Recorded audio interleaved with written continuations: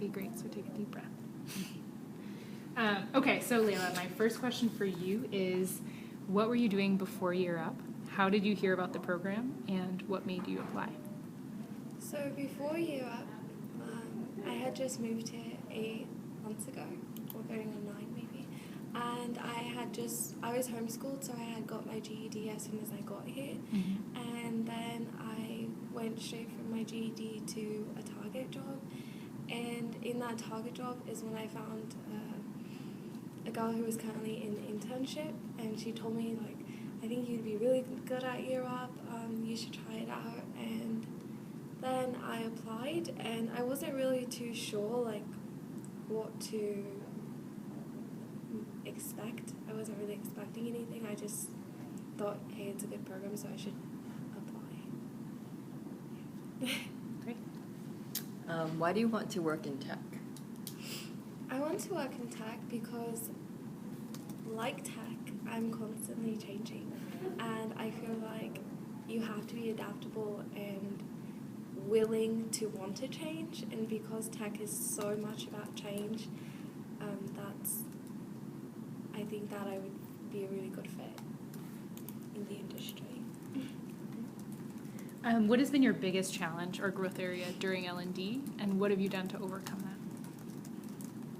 During L&D, my biggest challenge was self-teaching, because before, like I said, I was homeschooled, so I kind of just got, like, my mom was literally sitting next to me saying, okay, do this, and helping me along the way, and I realised that the training wheels were off, so my biggest challenge was was self-teaching myself, and I overcame that by just realising that as an adult, I'm going to have to, like, take initiative and do things on my own and teach myself, and I've overcome that by Google. Google has been a very helpful friend to me. What was the internship role description that you chose? I chose quality assurance. Okay, cool. Can you tell us why you would be a strong candidate for that role? I believe that I can be a strong quality assurance candidate because I work well as a team, but I feel like my work is more... I think that my work is, like, more... It's better when I'm working independently, and I think that in a QA role, you're able to have that space to work as creatively as you feel necessary, as well as working in a team.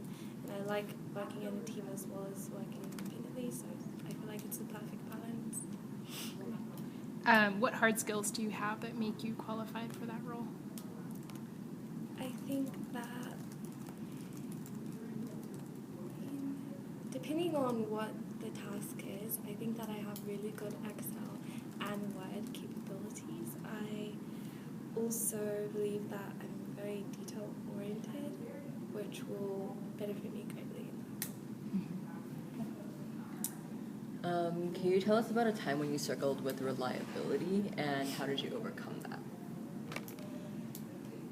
A time recently that I struggled with reliability is with my mum. She needed me to be, like, more available for her, just in case she needed any help with my siblings, and that was a struggle for me because I was currently working, and I had to, like, I was working, doing Year Up, as well as, like, trying to balance all three things, and I overcame that by giving my mom an actual schedule about when I was able to help her, and that helped her know when I would be able to be there for her. Tell me about a time when you had to complete a large quantity of work in a small amount of time. How did you make sure that you got it done without sacrificing quality?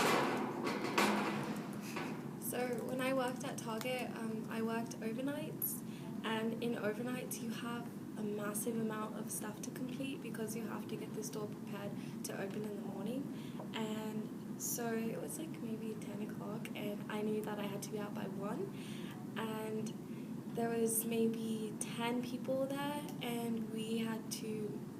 The store was a wreck. I'm just going to be honest. It was a wreck. So we had split up into twos, and got everything done efficiently, constantly communicating over the walkie-talkie, letting everyone else know like what still needed to be done, what didn't need to be done, what was okay, and when do we have to come together to make sure that everything was done in a way that was presentable for the next morning. Let's see. Tell me about a time when someone else didn't understand your point of view. How did you handle the situation, and what was the outcome? During the learning and development phase, I think there was a couple people that didn't really. We were having a conversation about how to deal with racism, and my perspective was be passive about it. Like if you don't let it bother you, it's not gonna like bother you. And a lot of people disagree with that because they believe that it was that being passive about it means that it didn't exist, and that's not the point that I was trying to come across. So we ended up having a long discussion, like offline, that lasted about 2 hours, and we agreed to disagree, but it ended well, and I don't think there was any hard feelings walking away from the conversation. I want you to imagine that you are working at an internship where your manager is remote. So your manager is located in New York and you're here. And your manager is very busy and often difficult to reach. You have significant downtime at your internship, so you don't have enough to fill your time, and you're not sure what you should do. Walk me through what steps you would take to address this concern. Could you repeat the question? Mm-hmm. So you have a remote manager who's located in a different city and is very hard to get in touch with. You have a lot of downtime. You don't have enough work to fill your time, so you're not sure what you should be doing. Tell me what you would do to deal with that situation. I think in that situation, if I couldn't constantly communicate with my manager, I would ask people that's working around me if they needed help. So I think that I would be more of an assistant to anyone who needed help in the office, and then in that time also try to email him and ask, is there anything that you need me to do? If not, then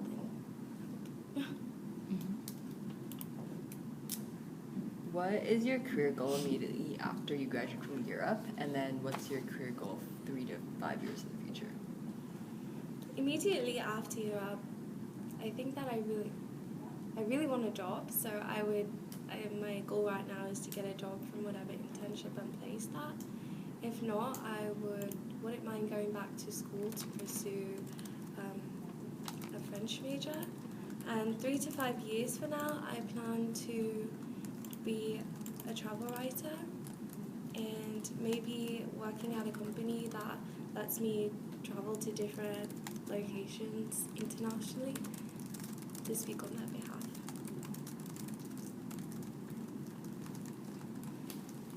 What will you do during the first week of internship to get off on the right foot?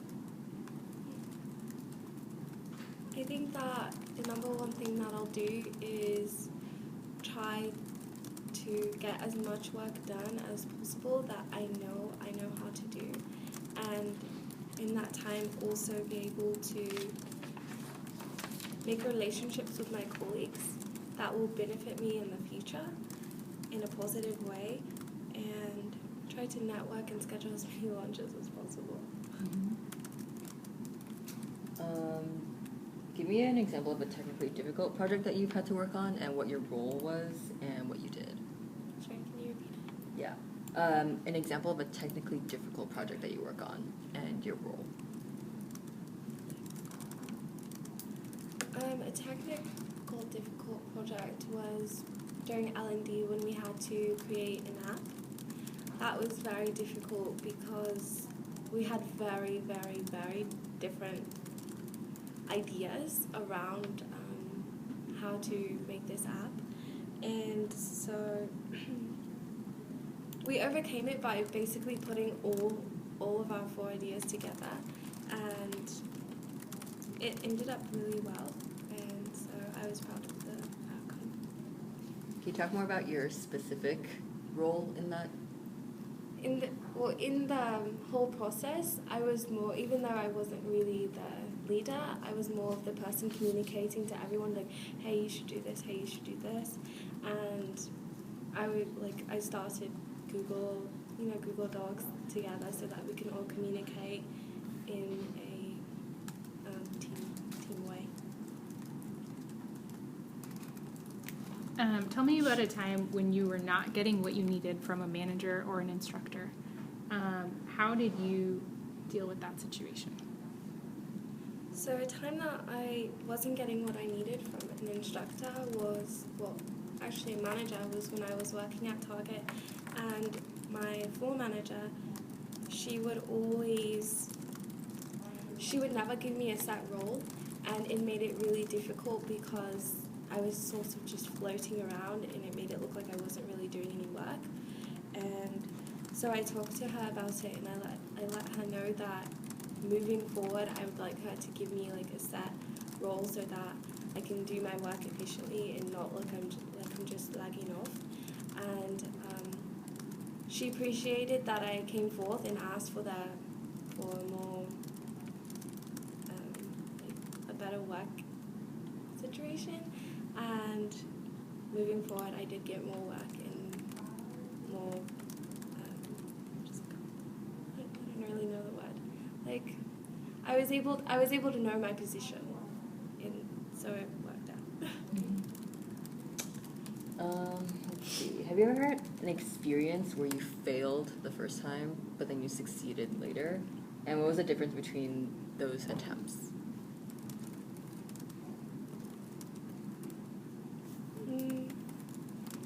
So, I don't really have like a work-related experience where that happened, but one time I was going out with a group of people and we were all going bungee jumping, and once we got up there, I really, really, really freaked out, and I was like, I can't do it, so I got lowered down, and then they went, and I saw how much fun it was, and after like I got over the initial fear, I went back up there, and they were like, are you sure you can do it this time? And I was like, yes, I'm sure, and once I did it, it was very exhilarating, and I was like, okay, I could do this, and moving forward, I was able to not talk myself out of as much as I normally did before that happened. Great. Okay, so we're going to move on to the tech scenario.